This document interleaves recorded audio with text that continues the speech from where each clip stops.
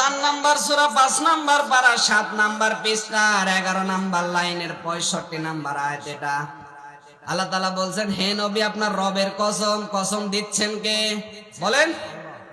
যিনি রব তিনি কসম দিচ্ছেন। আমার কথা যেমন আমার কাছে গুরুত্ব, মহান আল্লাহর কথা মহান আল্লাহর কাছে এরকম গুরুত্বপূর্ণ। কথা বলেন না কেন? তিনি নিজের নামে কসম দিয়ে জানাচ্ছেন, লা ইউমিনুনা, মুমিন হতেই পারে না ওই লোকটা। কে? যে লোকটা আপনি কোনো বিষয়ে রায় দেওয়ার পরেও যদি মন থেকে আনন্দ চিত্রে স্বতঃস্ফূর্ত ভাবে মেনে নিতে না পারে। কথা বলেন না কেন?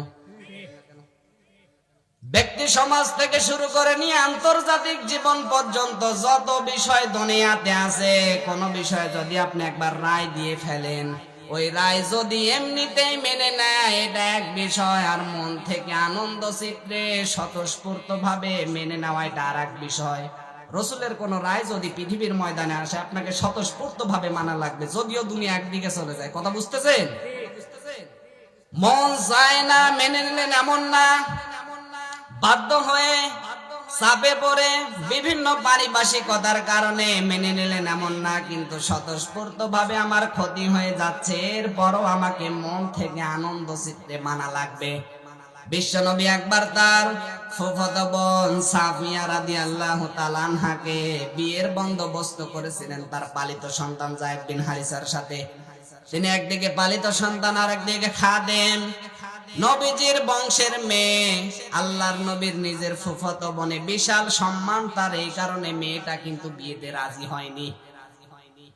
উনি মানবো না এ কথা বলেনি, বলেছিল এটা কেমন হয়ে গেল, একটা গোলাম একটা চাকর আমাদের বাড়িতে কামলা দিয়ে খায় আর তার সাথে আমার বিয়ে দেবে, আমি এত উচ্চ বংশের কুরাইশ বংশের, এটা আমার মানাচ্ছে না।